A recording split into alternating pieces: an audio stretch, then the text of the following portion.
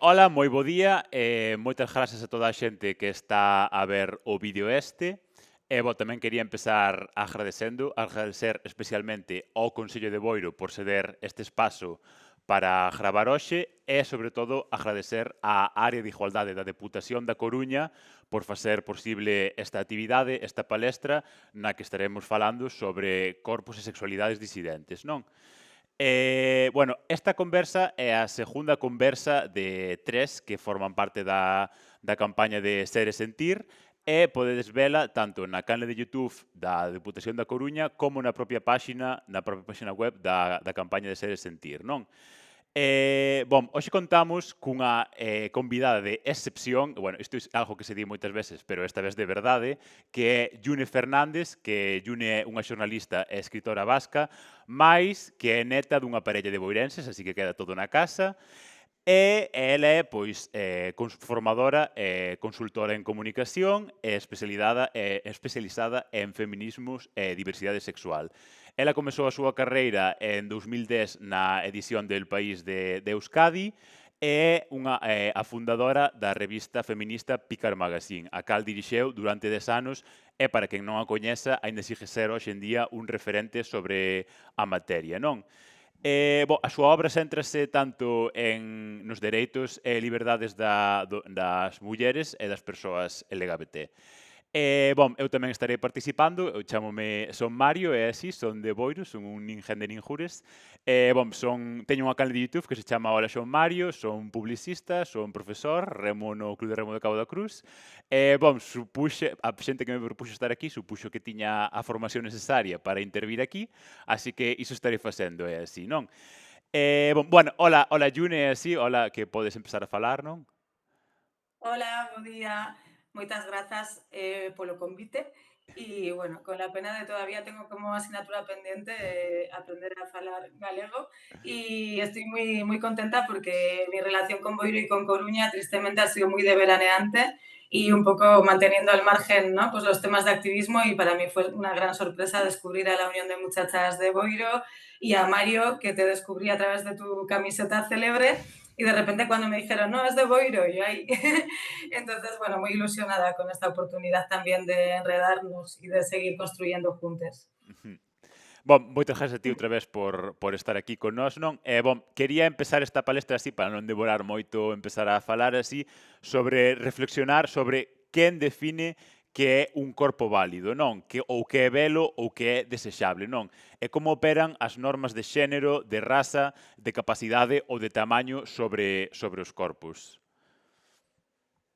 Pues yo empezaría por decir que la diversidad es un hecho que está en todos los animales, Ujú. también en la especie humana, y creo que me voy a poner un poco histórica. El otro día escuché a activistas intersexuales, a Laura Dávila Cremer y a Mer Gómez, hablar, bueno, de cómo el hecho de que haya un mito en Grecia, el mito de Hermafrodito, ¿no? Hijo de Hermes y de Afrodita, que tenía características físicas femeninas y masculinas, ya demuestra que las personas intersex han estado ahí siempre, ¿no? Y han sido reconocidas en otras cosmovisiones, ¿no?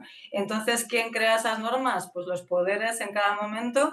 Y ahí, por ejemplo, en el activismo antirracista se habla mucho de que el binarismo de género y el dualismo sexual, es decir, la idea de que las personas somos mujeres u hombres, tanto socialmente como biológicamente, es una idea occidental, que desde Occidente se ha impuesto a otros lugares, ¿no? Entonces ahí pues nos hablan de cómo personas que aquí consideraríamos trans o no binarias están más o menos reconocidas en pueblos originarios, como pueden ser pues las mujeres en México, las hijas en India, los Two Spirits en los pueblos nativos americanos, ¿no? Entonces, bueno, pues esta diversidad de formas de ser y de existir ha estado ahí, tenemos muchos referentes. Y luego, pues eso, pues primero la iglesia y luego la medicina, la psicología y la psiquiatría occidentales han sido quienes quienes han perseguido, primero, pues eso, la Inquisición, por ejemplo, y luego también, mediante la ciencia, quienes han clasificado qué cuerpos y qué sexualidades son válidos y cuáles hay que corregir, ¿no? Y ahí resulta curioso cómo homosexualidad es una palabra bastante reciente, desde el Ujú. siglo XIX, hasta entonces se hablaba de sodomía, ¿no? y lo mismo con transexualidad. Entonces, bueno, pues tenemos como dispositivos para ordenarnos y para juzgar si somos o no somos válidos, más represivos en distintas épocas de la historia y otros supuestamente, pues bueno, más científicos y más neutros, pero que igualmente nos han sometido pues a terapias de conversión, a modificaciones corporales o a electroshock, depende de la época, ¿no? Xa, No eu sé tú algo si añadirías. algo que me causa así como unha reacción moi extraña, porque claro, hoxe en día con todo o auxe a nivel, pois así como da poboación máis xeral, do non binarismo, do todes, que é algo que causa moita repulsa en unha gran sectores da poboación, sempre dixo, pero si é a normalidade da historia humana, claro, obviamente eu porque tamén coñezo pois, os referentes que ti citastes como Muxes e tal, non sei que, e obviamente o binarismo é unha forma de organización igual que a monogamia, non? É unha forma de organización da nosa sociedade que obviamente é moi práctica para controlar toda a vida e todas as relacións humanas, non? Obviamente non é nin o máis óptimo, nin o máis desexable, pero é práctico para poder pois controlar toda a nosa vida, non? Que o sea, entendo esa practicidade para tal, pero obviamente non representa de ningún xeito, nin representou durante a gran inmensa maioría da historia humana todas as formas de ser humanas, non? E tanto como tamén falabas iso de que é algo exportado de Europa, é algo que se exportou en moitos lados co colonialismo, non? Tanto en India como en México, como en tal, empezouse a reprimir ou a ver como algo pexorativo ou negativo as identidades non binarias ou a sexualidade non heteronormativa desde o colonialismo, non? Ata o colonialismo non había ningún problema diso, non? Obviamente, sempre se vendeu dende Europa e dende as culturas eurocentristas que eses tipos de entender as relacións humanas ou de desexo non eran diferentes, sino que eran inferiores ou menos adaptadas para o desarrollo económico e humano, entón, pois, había que exterminalas, non? Eso veuse moito tamén, por exemplo, no caso da India, que é un dos máis acusados, co puritanismo británico, que foi o que máis estivo presente ali, non? Que empezou a ser a homosexualidade un delito dende a lei británica. Deixou de ser deixou de estar penada, pois creo que no 2018 ou 19 ou algo así, non? Algo que toda a historia da humanidade de todas as culturas que viviron en India non viviran ata que chegou ese colonialismo, non? Que obviamente, pois, é unha cousa que, o sea, pódese ter unha certa empatía ou entender de algún xeito esa mentalidade desa xente que foi ali e dixo, sí, estos hai que educalos ou tal, non sei que, non sei canto. Non se pode xulgar desde a perspectiva contemporánea, pero vendo agora desde unha perspectiva contemporánea sí que se pode ver que isto pois, non tiña así como moito sentido, non? Bon, Sí, si me dejas añadir un poco a esto, claro, luego los privilegios de clase y de raza, ¿no? Entonces hay dos personajes históricos que a mí me fascinan, que son, no sé cómo de conocidos en Galicia, Catalina Antonio Erauso, sóname. películas sobre este personaje histórico, ¿no? Pues Mm. que se fugó del convento vestido de hombre y a partir de ahí empezó a vivir como hombre, fue a Sí, las Américas y sí. participó en el genocidio, ¿no? Bueno, total, que Catalina Antonio Erauso consiguió que tanto el Papa como el rey en el siglo XVI le reconociera como hombre, le reconociera como Antonio, porque era una persona de la burguesía vasca y era una persona blanca y una persona católica.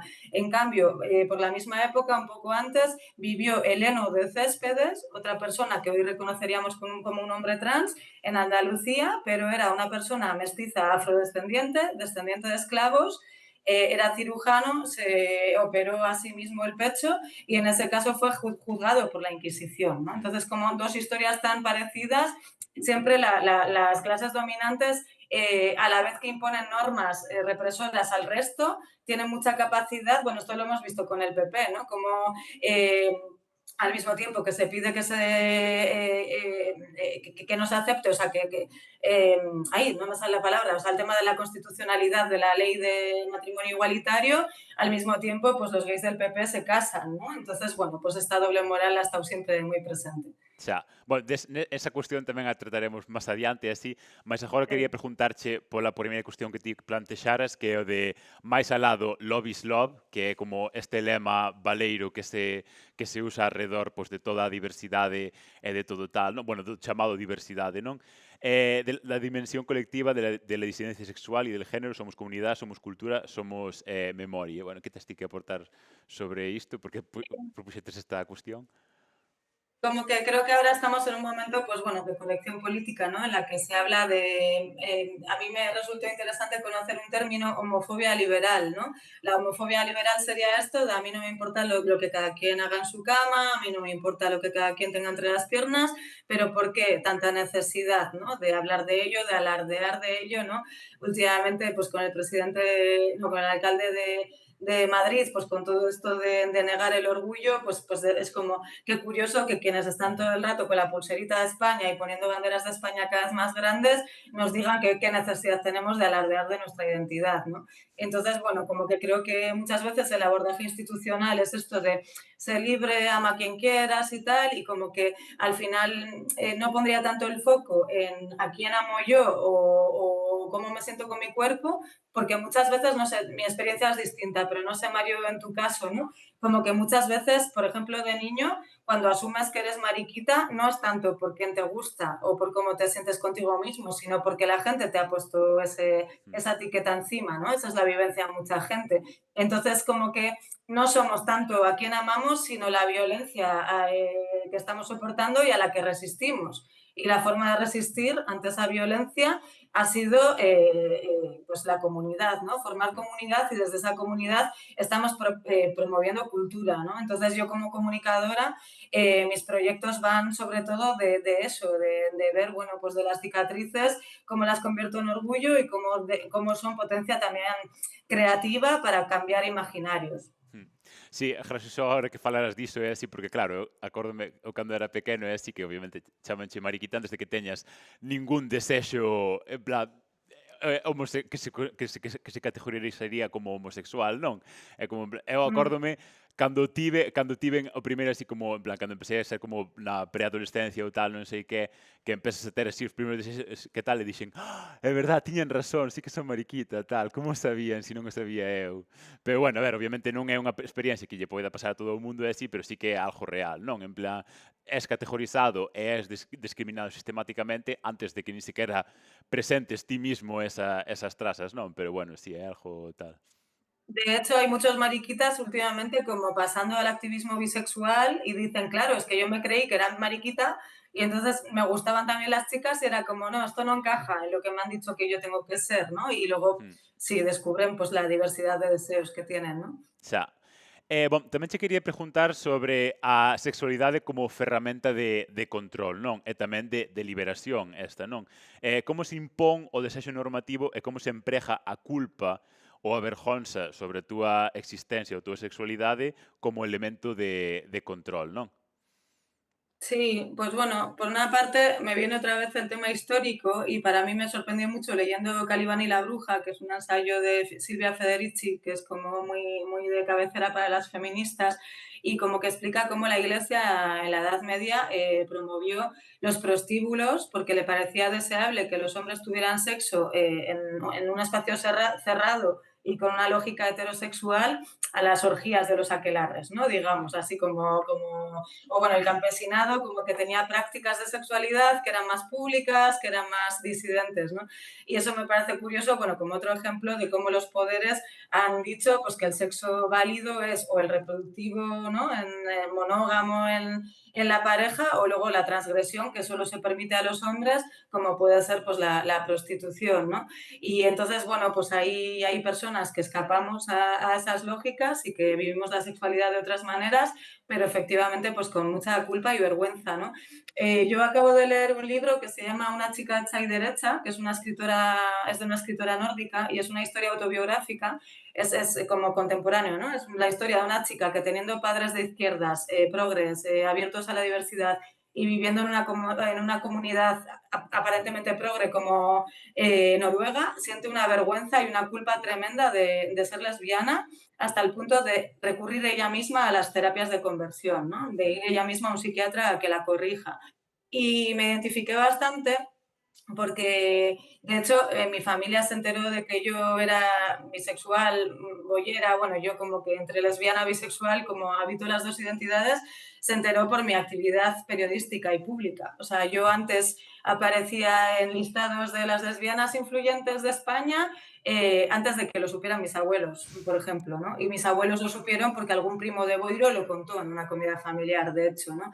Entonces, no sé, como que para mí ha sido como quienes incluso estamos en un entorno bastante privilegiado, muchas veces tenemos tan integrada esa vergüenza y esa culpa que es una sensación muy paralizante y muy irracional. O sea, a mí me costó salir del armario hasta con mi prima adolescente, que sabía que le iba a parecer estupendo, que probablemente incluso le aportaría un referente para ella, era un miedo paralizador, ¿no? Entonces, bueno, son mecanismos que tenemos muy metidos y que la gente hetero yo creo que no se hace a la idea, ¿no? Y ¿por qué tenemos ese miedo? Porque al final, cada vez que, yo qué sé, cuando mataron a Samuel, ¿no? Al grito de maricón, eso es un aviso que nos mete ese terror a todas las personas.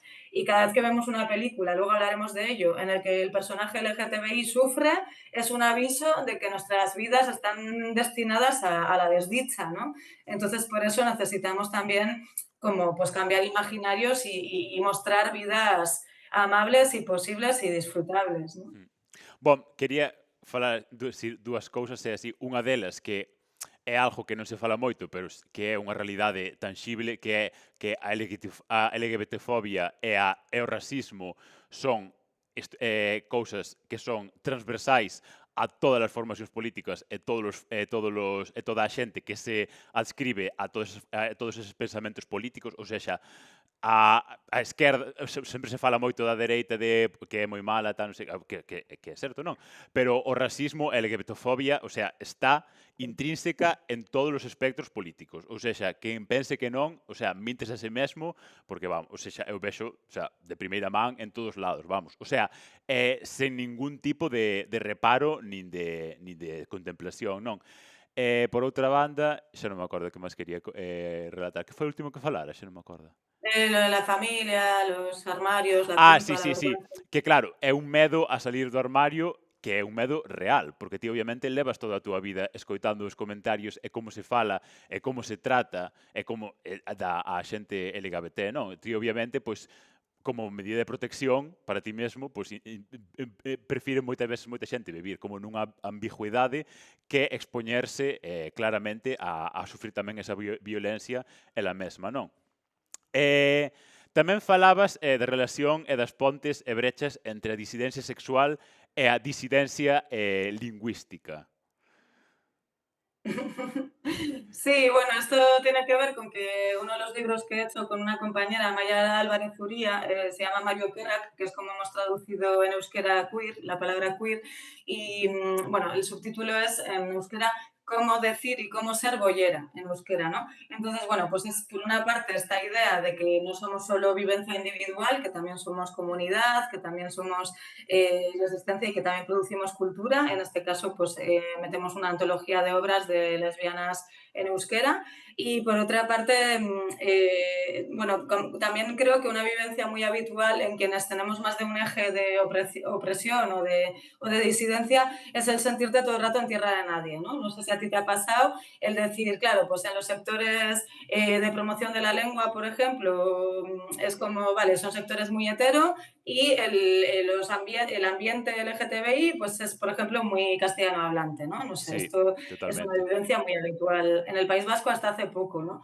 Entonces creo bueno, como que muchas veces son luchas que han ido en paralelo, un poco separadas. Había una de nuestras entrevistadas que decía que ser lesbiana y euskaldun le parecía como el agua y el aceite, ¿no? Como que Mm. lesbiana y euskaldun nunca se mezclaban.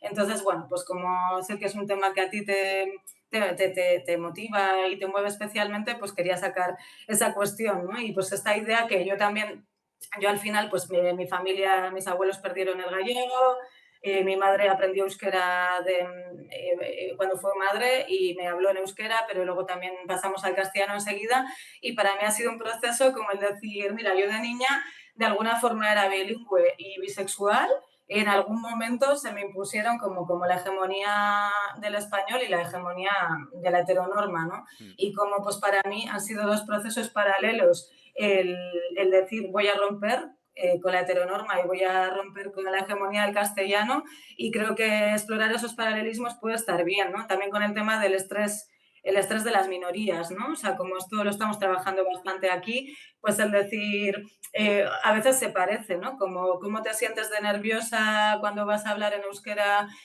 yo qué sé, en una farmacia del centro de Bilbao, que no sabes, o a un funcionario, lo que sea, ¿no? Se parece con ir a un hotel y pedir una habitación para dos, que te den dos camas y tener que decir que no, que es que somos pareja, ¿sabes? Entonces, bueno, como que creo que es interesante explorar. O en euskera tenemos un concepto que se llama arnasguneak, respiraderos, ¿no? Que se llama los pueblos en los que el euskera sigue siendo la lengua en la que vive la gente, ¿no? Respiraderos porque quedan muy pocos espacios así, ¿no? Entonces, cuando la gente hetero nos dice como, es que no entiendo los guetos, no entiendo el ambiente, ¿no? ¿Por qué nos mezcláis con el resto? El poder decir, no, es que necesitamos respiraderos, ¿no? Entonces, bueno, no sé tú cómo lo ves, pero me parece interesante identificar esos puentes, ¿no? Sí, estes guetos que son os sitios onde podes vivir tranquilamente como eso, así, no? Aquí tamén empeza a pasar un pouco tamén o sea, con falar galego, vamos, porque obviamente non é tanto uns criadeiros, mas sí que é moitas veces exposte a moitas discriminacións ou a moitos comentarios moi indesexados, non? Penso que temos que ir cortando. Yes. Pasar para a segunda fase, sí. Vale.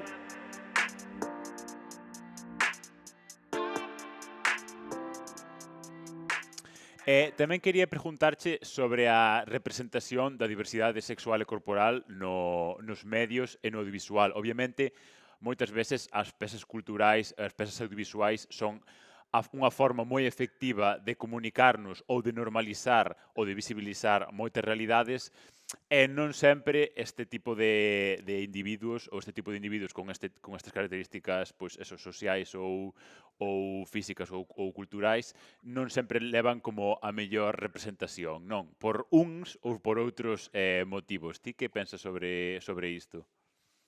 Sí, pues bueno, mucho que decir. En Netflix hay un documental que se llama Disclosure, que para el tema de la representación de las personas trans es súper clave y habla de cosas que muchas son aplicables al resto de identidades, ¿no? Como por ejemplo, bueno, pues de la invisibilidad a ser representados como algo grotesco, como algo inapropiado, ¿no? También el tema de la disclosure en inglés significa revelación, ¿no? Y como las salidas del armario nuestras muchas veces pues son representadas pues de esta forma como súper trágica o súper traumática, ¿no? Y como también hay mucha tendencia al drama, ¿no? Como que muchas veces los pocos personajes que hay LGTBI o las pocas películas directamente LGTBI, muchas veces terminamos muertas o nos suicidamos o, ¿no? O nos violan correctivamente, ¿no? Pues pienso en Boys Don't Cry, ¿no? Que es como una de las míticas sobre un chico trans.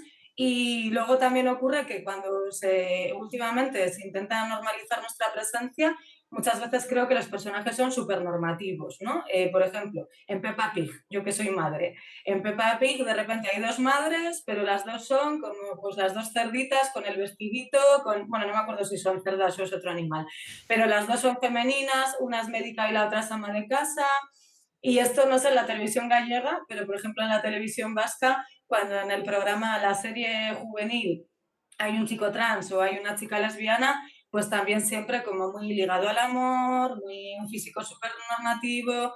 Entonces, bueno, la parte buena es que creo que sí que hay ficciones cada vez más interesantes, igual pues más, no sé si anglosajonas, ¿no? Pienso en Sex Education y en Heartstopper, ¿no? Que son series en las que aparece chavalería LGTBIQA+, muy diversa, no binaria, asex, ¿no? Asexual, que son personas que no sienten atracción sexual.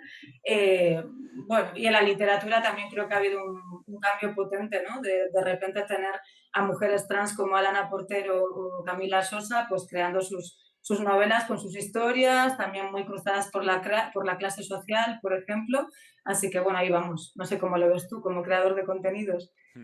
Xa, claro, hoxe en día sí que hai como moitas máis, sí que se intentan introducir moitos máis persoaxes LGBT así, ata un punto de que xa escoitei a moita xente moitas veces queixarse de que agora que ten que haber unha persona trans en todos os lados ou un intersexual ou non sei que en todas as ficcións, é como en plan, a ver, non sei, non, debe de ser que a mí teño máis naturalizado como unha realidade real de xente que existe realmente, mas non me parece que haga tantísima sobre representación. Mas sí, eu tamén entendo moitas veces que intentan tamén como revertir un pouco como a imaxe pexorativa ou negativa que se veu dando na ficción e no audiovisual deste tipo de persoaxes, é como que hiperheroifican estas persoas, pues, moi guapas ou moi tal, ou non sei que, non sei canto, que a ver, está ben, pero, bueno, o sea, obviamente sempre todo ten que desexar, non? O sea, non sempre vai chover a justo de todos, pero supoño que se irá, pois, gradualmente, pois, asimilando máis a unha realidade máis normal que non hipercompensar, non? Facendo así como unha persoa moi tal. Tamén ti propuxeras a cuestión da asimilación versus disidencia, non?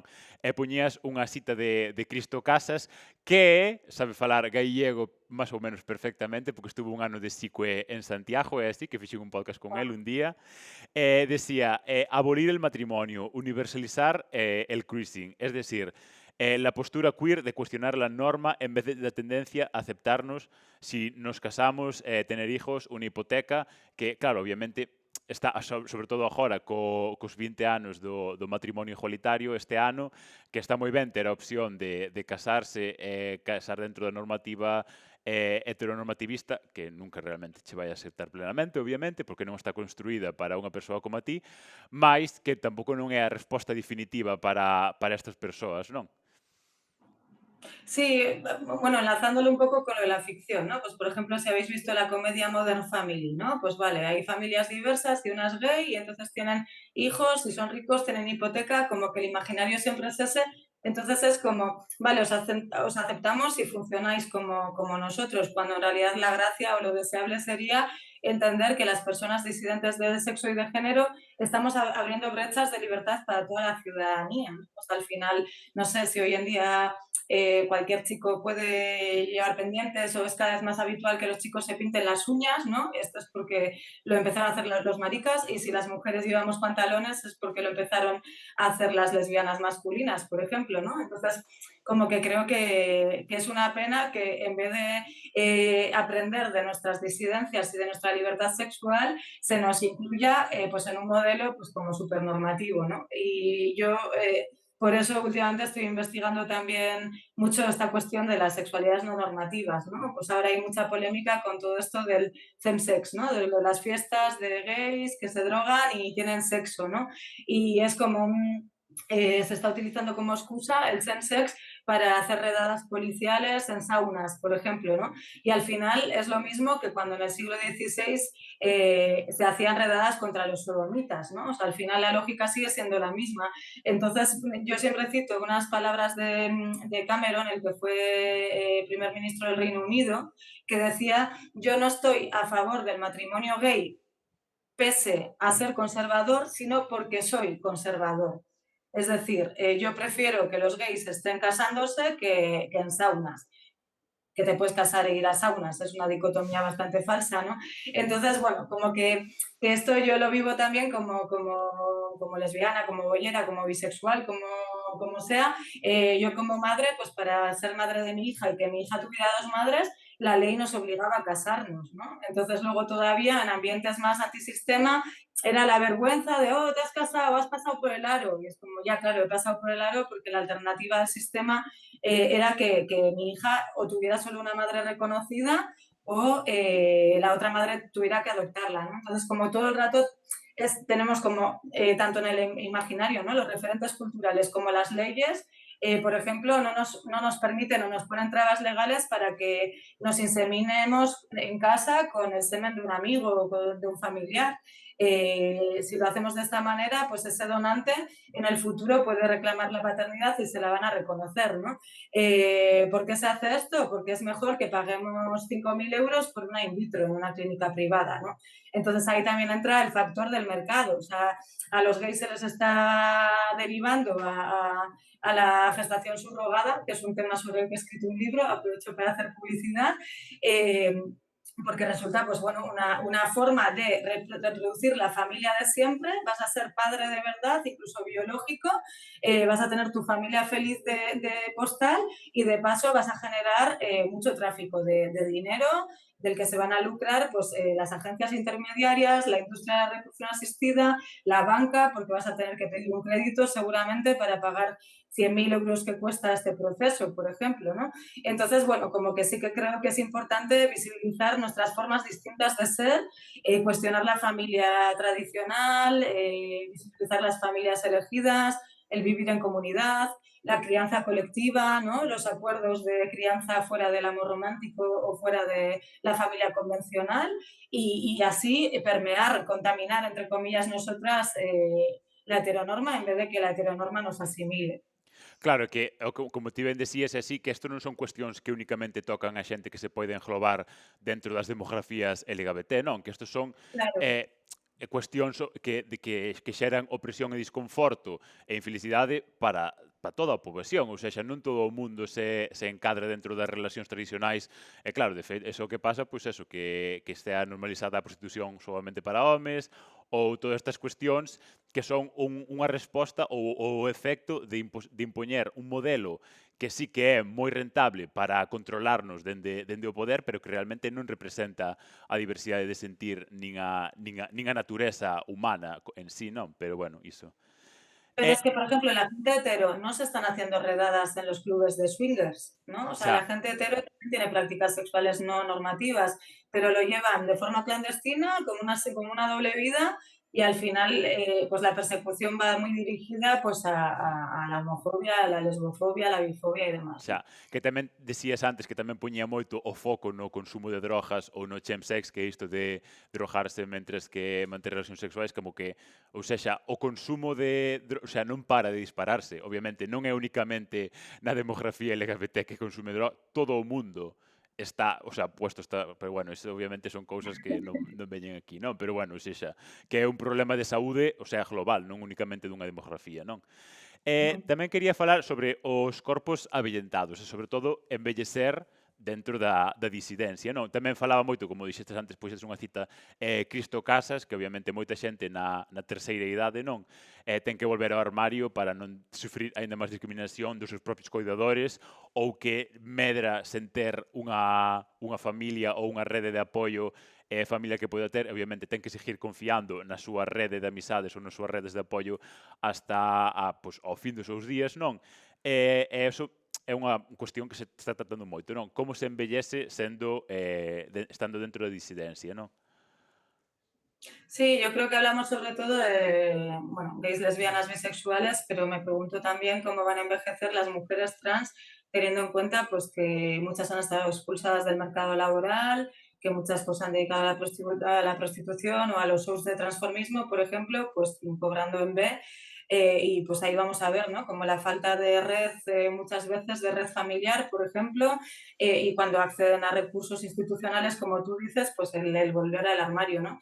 Yo entrevisté a un hombre que se definía como maricón, a un hombre de 70 y en el momento que lo entrevisté tenía creo que cerca de 80 años, murió poco después, Julio, era un viejecito que vendía ajos en el mercado de la Ribera y que vivía en una residencia regentada por monjas. Y él contaba cómo en el franquismo era abiertamente y orgullosamente maricón y en cambio con las monjas, pues bueno, como que él no se callaba, pero le callaban, ¿no? Entonces, sí, esa es una realidad y, bueno, pues necesitamos darle una vuelta y no sé, porque luego también entre nosotras creo que hablamos mucho de estas utopías de envejecer en comunidad y tal, y luego, bueno, pues ahí también hay, pues como los condicionantes, pues por ejemplo, de clase, porque los proyectos de cohousing, pues también son exigentes, ¿no? Hay que hacer una inversión Xa. inicial, Bueno, creo que sí que y tendemos mucho a ligar lo LGTBI con la juventud y creo que es importante también hacer memoria histórica y recordar, ¿no? Por lo que han pasado las personas e incluso